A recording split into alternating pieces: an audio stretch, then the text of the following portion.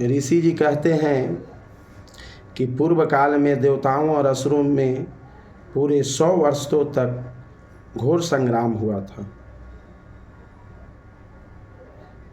उसमें असुरों का स्वामी महिषासुर था और देवताओं के नायक इंद्र थे।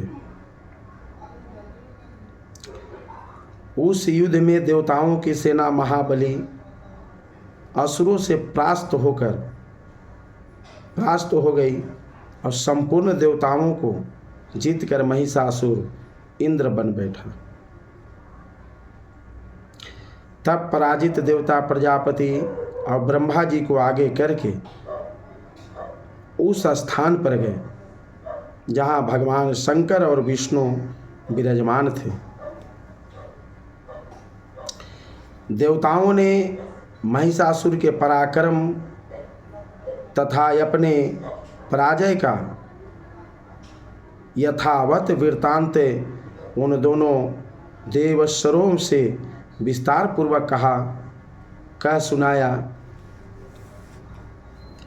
वो बोले कि भगवान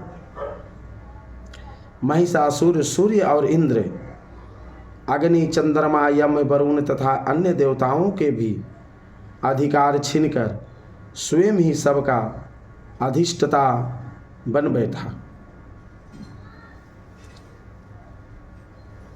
उस दुरात्मा महिष ने समस्त देवताओं को स्वर्ग से निकाल दिया है। अब वे मनुष्य की भांति पृथ्वी पर विचरते हैं। दैत्यों की यह सारी करतूतें हमने आप लोगों से कह सुनाई। अब हम आपकी ही शरण में आए हैं। उनके वध का कोई उपाय सोचिए। इस प्रकार देवताओं से वचन सुनकर भगवान विष्णु और शिव ने दैत्य पर बड़ा क्रोध किया। उनकी भवें तन गई और मुंह टेढ़ा हो गया। तब अत्यंत कोष में भरे हुए चक्रपाणि श्री विष्णु के मुख से एक महान तेज प्रकट हुआ। उसी प्रकार ब्रह्मा, शंकर तथा इंद्र आदि अन्य देवताओं के शरीर से भी बड़ा भारी तेज निकला। वह सब मिलकर एक हो गया। महान तेज का यह पुंज जजल्य पवन पर्वत का जान पड़ा। देवताओं ने देखा, वहाँ उनकी ज्वालाएं संपूर्ण दिशाओं में व्याप्त हो रही हैं। देवताओं के शरीर से प्रकट हुए उस तेज की कहीं तुलना नहीं। एक त्रित होने पर वह एक नारी के रूप में परिणित हो गया और अपने प्रकाश से तीनों लोकों में व्याप्त जान पड़ा। भगवान शंकर का जो तेज था उससे देवी का मुख प्रकट हुआ।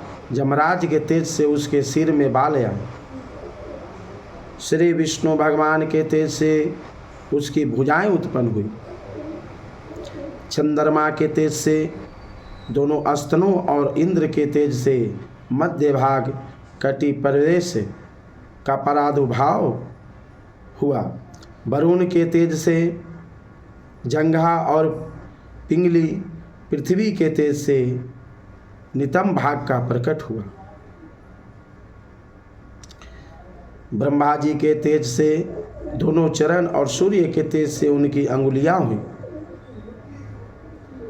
वसुओं को तेज से हाथों की अंगुलियां और कुबेर के तेज से नासिका प्रकट हुई।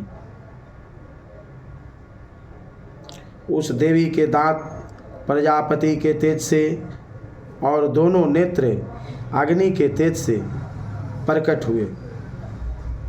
उनकी भौवें संध्या के और कान वायु के तेज से उत्पन्न हुए थे।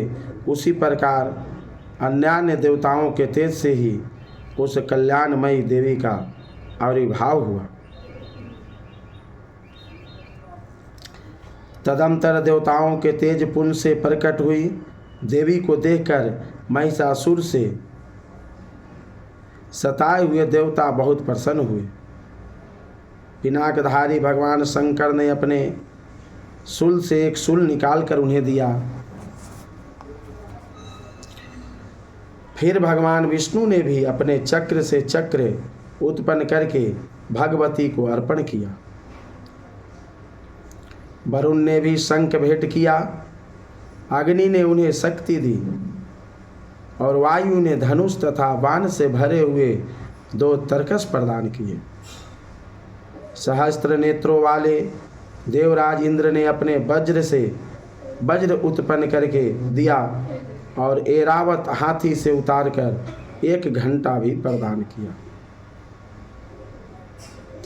जमराज ने कालदंड से दंड, वरुण ने पाश, प्रजापति ने स्फटिकाक्ष की माला तथा ब्रह्मा जी ने कमंडल भेंट किया और सूर्य ने देवी के समान रोम कूपों में अपनी किरणों का तेज भर दिया। काल ने उन्हें चमकते हुई ढाल और तलवार दी। क्षीर समुद्र ने उज्ज्वल हार तथा कभी जीर्ण न होने वाले दिव्य वस्त्र भेंट किए। साथ ही उन्होंने दिव्य चूड़ामणि, 2 कुंडल कड़े, उज्ज्वल अर्धचंद्र, सब बाहुओं के लिए केयूर, दोनों चरणों के लिए निर्मल नूपुर, गले की सुंदर हंसली और सब अंगुलियों में पहनने के लिए रत्नों की बनी अंगुलियां भी दी। विश्वकर्मा ने उन्हें अत्यंत निर्मल फरसा भेंट किया। साथ ही अनेक प्रकार के अस्त्र और अभेद कवच दिए। इनके सिवा मस्तक और वक्ष स्थल पर धारण करने के लिए कभी न कुम्हलाने वाले कमलों की मालाएं दी। जल्दी ने उन्हें सुंदर कमल का फूल भेंट किया। हिमालय ने सवारी के लिए सिंह तथा भांति भांति के रत्न समर्पित किए। धनाध्यक्ष कुबेर ने मधु से भरा पान पात्र दिया तथा संपूर्ण नागों के राजा शेष ने जो इस पृथ्वी को धारण करते हैं उन्हें बहुमूल्य मणियों ने विभूषित नागहार भेंट किया। इसी प्रकार अन्य देवताओं ने भी आभूषण और अस्त्र शस्त्र देकर देवी का सम्मान किया। तत्पश्चात उन्होंने बारंबार अट्ठास पूर्वक उच्चरस से गर्जना की। उनके भयंकर नाव से संपूर्ण आकाश गूंज उठा। देवी का वह अत्यंत उच्च स्वर से किया हुआ सिंहानंद कहीं समा न सका। आकाश उनके सामने लघु प्रतीत होने लगा। उसमें बड़े जोर की प्रतिध्वनि हुई जिससे संपूर्ण विश्व में हलचल मच गई और समुद्र कांप उठे, पृथ्वी डोलने लगी और समस्त पर्वत हिलने लगे। और उस समय देवताओं ने अत्यंत प्रसन्नता से सिंहवाणी भवानी से कहा, देवी तुम्हारी जय हो। साथ ही महर्षियों ने भक्ति भाव से विनम्र होकर उनका स्तवन किया। संपूर्ण त्रिलोकी को क्षोभाग्रस्त देखे दैत्यगण अपनी समस्त सेना को कवच आदि से सुसज्जित कर दिया।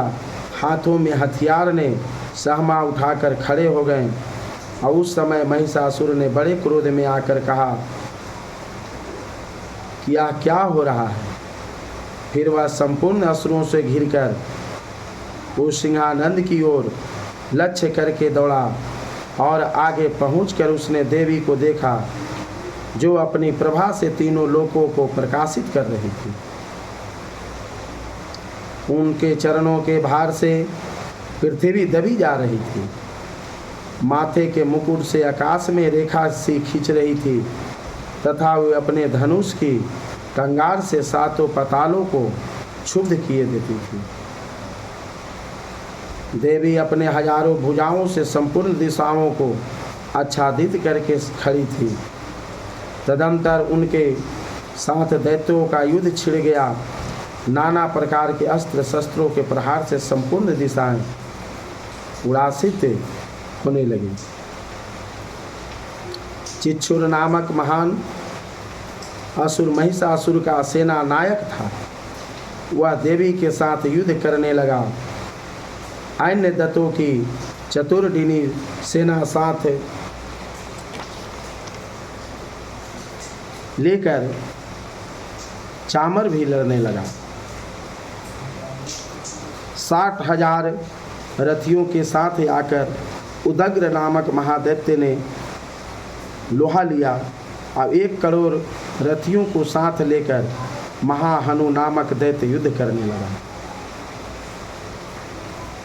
जिसके रोमे तलवार के समान तीखे थे। वह असिलोमा नाम का महादैत्य 5 करोड़ रथी सैनिकों सहित युद्ध में आ हटा था।